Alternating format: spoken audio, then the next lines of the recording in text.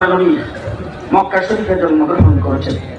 40টা বছর পর্যন্ত মক্কা নগরীতে কাটাইছেন। বড় বড় মানুষগুলির মাঝে কাটাইছেন, চরিত্রহীন মানুষগুলির মাঝে কাটাইছেন, যাদের কোনো সভ্যতা ছিল না, যাদের কোনো সংস্কৃতি ছিল না। আমি আপনাদের জিজ্ঞেস করতে চাই, 40 বছরের ভিতরে রাসূলের চরিত্রের উপরে সামান্যতম কোনো কলঙ্কের দাগ নাই? আবু জাহেল রাসূলকে মাজনুন বলেছেন, পাগল বলেছেন, কিন্তু মিথ্যাবাদী বলতে পারে নাই। আবু জাহেল রাসূলের চরিত্রের উপরে কলঙ্কের দাগ লাগাতে পারে নাই, মিথ্যাবাদী বলতে পারে নাই, চরিত্রহীন বলতে পারে নাই, কাযযাব বলতে পারে নাই। রাসূল সাল্লাল্লাহু আলাইহি ওয়াসাল্লামের নৈতিক চরিত্রের উপরে সামান্য কোনো দাগ আবু জাহেল লাগাইতে পারে নাই। আবু জাহেল রাসূলকে মৃত্যু বলে, রাসূলকে চরিত্রহীন বলে গালি দিতে পারে নাই। বাংলাদেশের বড় দল নাস্তিকা মুক্তারা রাসূলকে চরিত্রহীন বলে গালি দিয়েছেন। মুহাম্মদুর রাসূলুল্লাহ সাল্লাল্লাহু আলাইহি ওয়াসাল্লামকে শাহবাগে নাস্তিকের মুস্তাদরা একত্রিত হয়ে সেই জায়গার মধ্যে বক্তব্য বলেছেন, আল্লাহকেও ফাঁসি দেওয়া হবে।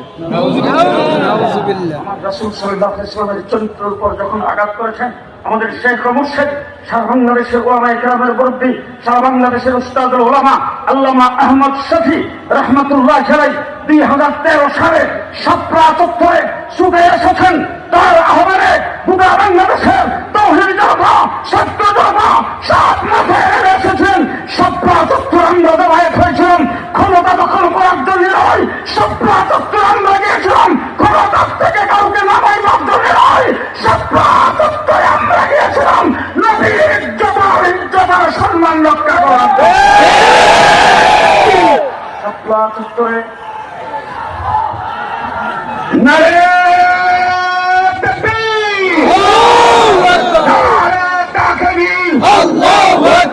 রাসূলের দুশমনেরা হুঁশিয়ার সাবধান, বদরের হাতিয়ার গর্জে ওঠো আরেকবার, বদরের হাতিয়ার গর্জে ওঠো আরেকবার, নাস্তিকদের আস্তানা ভেঙে দাও, ঘুরিয়ে দাও, তাকবীর, আল্লাহু আকবার। শাপলা চত্বরে আন্দোলনের সংগ্রাম ছিল আল্লাহর নবীর ইজ্জত রক্ষার জন্য, আল্লাহ পাকের বক্তব্য বর্ণনা করার জন্য। আমরা সেখানে আত্মযাপন করেছিলাম, নামাজ পড়েছি, জিকির করেছি, মুনাজাত করেছি, কান্নাকাটি করেছি। সেই জায়গায় কোনো অলৌকিক কার্যক্রমে লিপ্ত ছিলাম না। আমরা সেখানে আল্লাহর ওলিদের জামাত সেখানে হাজির হয়েছিল। পাখির মতো গুলি করে যারা শাপলা চত্বরে আলেম ওলামায়ে কেরামকে হত্যা করেছে, তাদেরকে মাটির নিচ থেকে ধরে হলেও ফাঁসির কাস্তে ঝুলাতে হবে।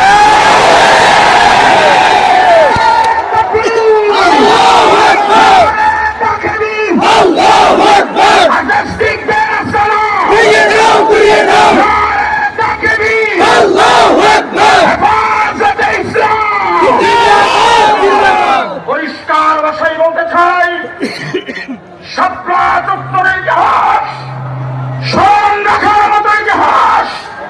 পৃথিবীর দ্বিতীয় কারবালা ঘটেছিল শাপলা চত্বরে। আজকে অন্তর্বর্তীকালীন সরকার ক্ষমতায়, পরিষ্কার বলবো, ছাত্র আন্দোলন করেছেন, ছাত্রদের আন্দোলন সরকারের পতন হয়েছে। খুব ভালো করে মনে রাখবেন, খুব ভালো করে মনে রাখবেন, 6ষ্ঠ হিজরিতে আল্লাহর নবী সুলে হুদাইবিয়া করেছেন। সেখানে যাইয়া রাসূল সাল্লাল্লাহু আলাইহি ওয়াসাল্লাম 10টা শর্তে সমঝোতা করে উমরা না করে সেখান থেকে এসেছেন। কিন্তু কোরআনের আয়াত নাযিল হয়েছে, ইন্না ফাতাহনা লাকা ফাতহাম মুবিনা। 6ষ্ঠ হিজরিতে সুলে হয়েছে, ফতে কিন্তু হয় নাই। কিন্তু আল্লাহ ঘোষণা করেছেন ফতে মুবিনের কথা। পরিষ্কার ভাষায় ছাত্র জনতাকে বলতে চাই, 2013 সালে শাপলা চত্বরে আলেম ওলামায়ে কেরামের রক্তে স্বাধীনতার ঘোষণা হয়েছে। সেখানে ফতের ঘোষণা হয়েছে, বিজয়ের জয় হয়েছে 2024 সালে। আমরা শাপলা চত্বরে ছিলাম, সেখান থেকে আমাদের উপরে ঘুরিয়ে জারি হয়েছে।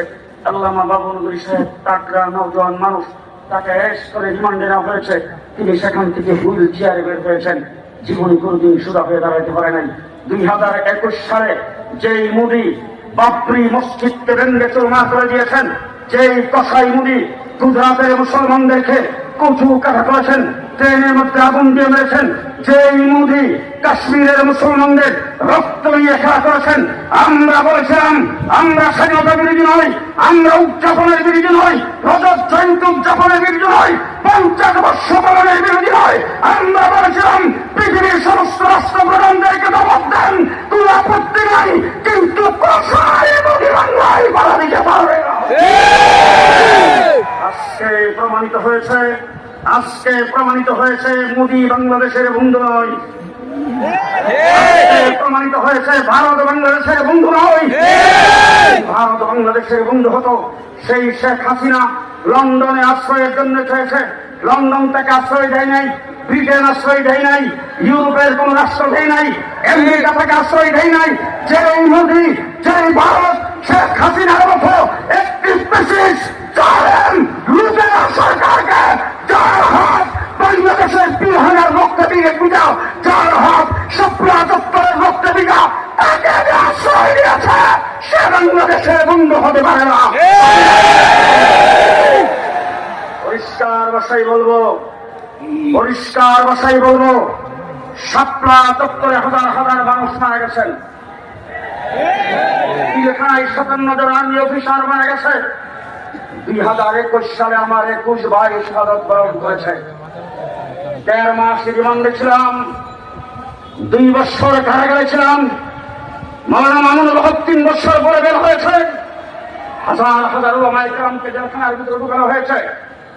আল্লামা মুজফফর দামাত বরকাতুহু তার 4টা সন্তানকে জেলখানার ভিতরে পড়ে নির্যাতন করেছেন।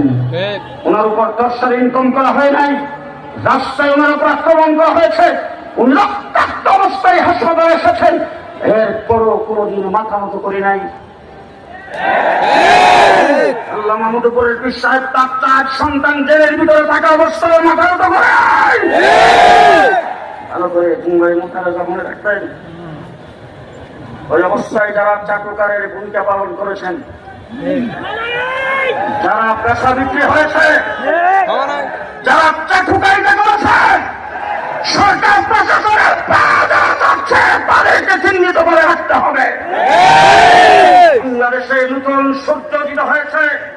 গত 15 বছর যারা নির্যাতিত হয়েছিল, যারা পেটের মধ্যে পাথর ভেবে, যারা মুক্তায়ন করে আবু সাইদের মতো দাঁড়ায় 15 বছর লড়াই করেছেন, জেল জুলুম হুইয়া বুক করেছেন, রক্ত দিয়েছেন, তাদেরকে ঐক্যবদ্ধ হয়ে দেশ গড়ার আন্দোলনে নামতে হবে, দেশ গড়ার আন্দোলনে নামতে হবে। আমি সাথে বন্ধুগণ, শেষ কথা আপনাদের সাথে বলছি, শেখ হাসিনা আজকে ভারতে আশ্রয় নিয়েছেন, মোদী তাকে আশ্রয় দিয়েছে। পরিষ্কার অন্তর্বর্তীকালীন সরকারকে বলবো, শেখ হাসিনাকে বাংলাদেশে ফিরিয়ে আনা হোক, শেখ হাসিনাকে বাংলাদেশে ফিরিয়ে আনা হোক। প্রকাশ্যে হাইকোর্টের সামনে তাকে ফাঁসির কাছে জমাতে হবে। আর যদি ভারত যদি শেখ হাসিনাকে ফেরত না দেন, ভারত যদি বাংলাদেশের হাতে শেখ হাসিনাকে ছেড়ে না দেন, ভারতের সঙ্গে প্রয়োজনের সম্পর্ক কাট করে দিতে হবে।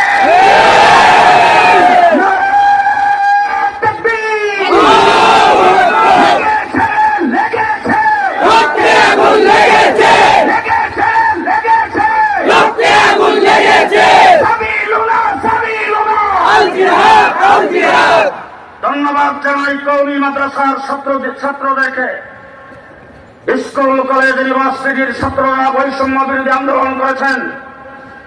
সেই আন্দোলনের সাথে কাঁধে কাঁধ মিলে আপনারা মাঠে ছিলেন।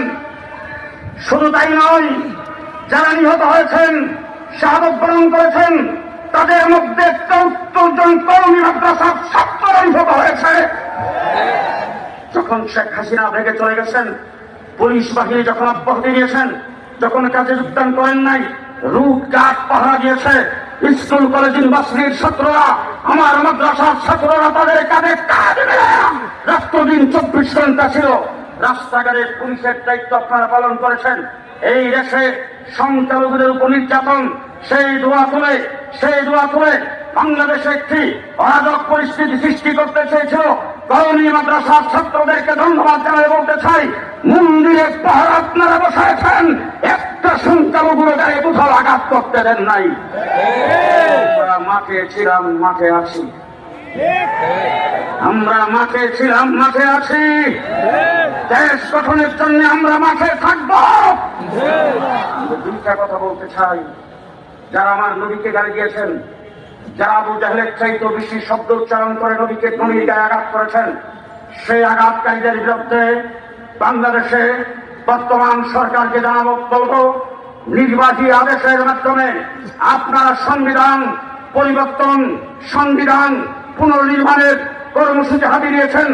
আপনাদেরকে ধন্যবাদ জানাই বলতে চাই, আমরা আপনাদের পাশে থাকবো। তবে সংবিধানের মধ্যে লেখা আসতে হবে, আল্লাহ, আল্লাহ রাসূল, কোরআন হাদিস, ইসলামের বিরুদ্ধে যে ব্যক্তি কটূক্তি করবে তাকে প্রকাশ্যে ফাঁসির কাস্তে ঝুলিয়ে দিতে হবে। দুই নম্বর কথা বলতে চাই, তত্ত্বাবধায়ক সরকারের প্রধান ডক্টর ইউনূস সাহেব, আপনাকে ধন্যবাদ জানাই বলতে চাই, আপনি প্রথমেই বলেছেন সংখ্যালঘু। এই সংখ্যালঘুদের নাম উচ্চারণ করতে গিয়ে আপনি বলেছেন হিন্দু, বুদ্ধ, খ্রিস্টান, আহমদিয়া। আমি আজকে আপনাকে ধন্যবাদ জানাই বলবো, হিন্দু, বুদ্ধ, খ্রিস্টান সাথে আপনি আহমদিয়ার নাম উচ্চারণ করে তাদেরকে যে সংখ্যালঘুদের কাতারে ফেলাইছেন, এই জন্য আপনাকে ধন্যবাদ জানাই। আপনার হাতে বাংলাদেশে কাদিয়ানী সম্প্রদায় তথাকথিত আহমদিয়া মুসলিম জামাতকে সংখ্যালঘু ঘোষণা করে দেন, সংখ্যালঘু ঘোষণা করে দেন। আমরা সেটাই চাচ্ছি। হিন্দু এই দেশে যেইভাবে বসবাস করে, বুদ্ধিশালী ভাবে এই দেশে যেইভাবে বসবাস করে, খ্রিস্টান এই দেশে যেভাবে বসবাস করে, কাদিয়ানীরাও এই দেশে হিন্দু, বুদ্ধ, খ্রিস্টানের মতো বসবাস করবে। আহমদিয়া মুসলিম জামাত তাদের নাম ব্যবহার করতে পারবে না। আজকে আপনাদের এখানে যে সমস্ত দোকানের সামনে সাইনবোর্ড, অনুরূপ সাইনবোর্ড যদি আরেক নামে আরেকটা দোকানের মধ্যে লাগানো হয়, সেই দোকানদার মানবে? মানবে? আপনাদের এখানে যে স্কুলের নামে যদি আরেকটা স্কুল আরেক জায়গায় হয়, ওই স্কুলওয়ালারা মানবে? পরিষ্কার ভাষায় বলতে চাই, লা ইলাহা ইল্লাল্লাহ মুহাম্মাদুর রাসূলুল্লাহ, এটা আমি মুসলমান হিসাবে আমার ট্রেডমার্ক, আমার ট্রেড লাইসেন্স, লা ইলাহা ইল্লাল্লাহ মুহাম্মাদুর রাসূলুল্লাহ মুসলমানদের ট্রেডমার্ক, মুসলমানদের লাইসেন্স। সুতরাং এই কালিমা শুধু মুসলমানরা ব্যবহার করবে। আহমদিয়া মুসলিম জামাত তথাকথিত আহমদিয়া মুসলিম জামাত কাদিয়ানীদের আস্তানার সামনে লা ইলাহা ইল্লাল্লাহ সাইনবোর্ড থাকতে পারবে না। পরিষ্কার ভাষায় বলতে চাই, ডক্টর ইউনূস সাহেব, আপনি যে সংখ্যালঘু বলেছেন, আমরা সেই দাবিটাই করছি। মেহেরবানি করে আপনার কথা আপনি বাস্তবায়ন করেন। ধন্যবাদ সবাইকে। নাসরুম মিনাল্লাহ, ফাতহুন কারীব, আবাশশিরিল মুমিনিন। আসসালামু আলাইকুম ওয়া রাহমাতুল্লাহ।